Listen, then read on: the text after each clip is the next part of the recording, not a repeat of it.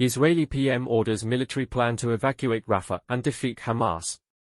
Prime Minister Benjamin Netanyahu ordered Israel's military on Friday to draw up a dual plan to evacuate Palestinian civilians from the crowded southern Gazan city of Rafah and to defeat the last Hamas fighters there.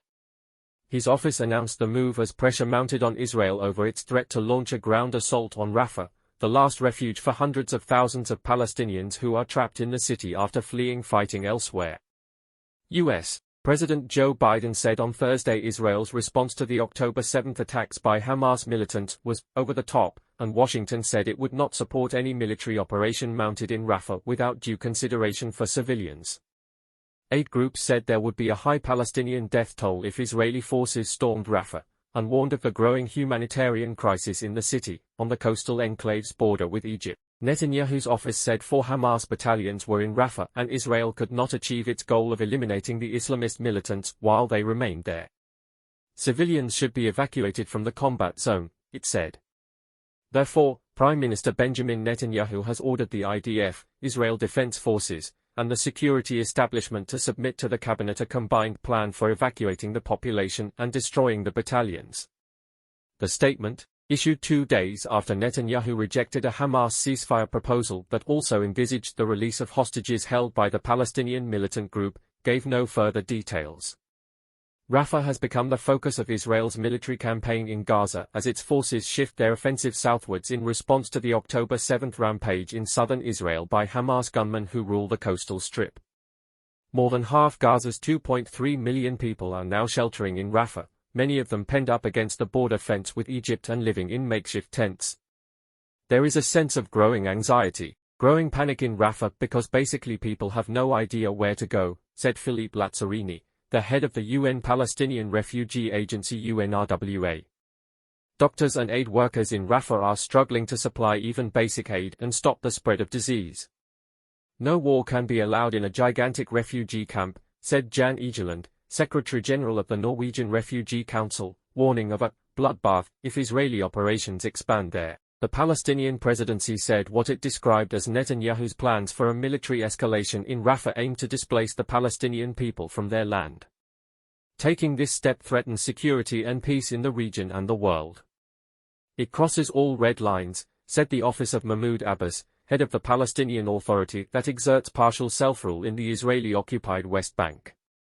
An Israeli official who declined to be named said that Israel would try to organize for people in Rafah, most of whom fled there from the north, to be moved back northwards within Gaza ahead of any military operation there. Gazan children acutely malnourished.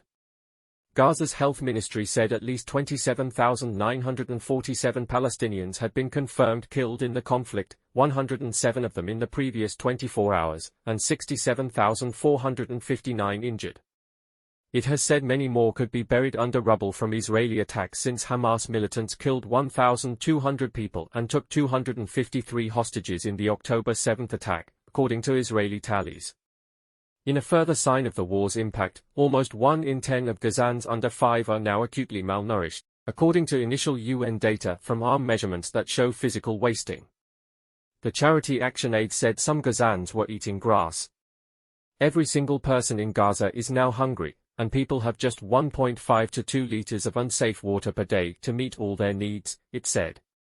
Hours before Netanyahu's statement, Israeli warplanes carried out new sorties in which Palestinian health officials said at least 15 people had been killed, 8 of them in the Rafah area. We were sleeping inside and, when the strike hit, were thrown outside.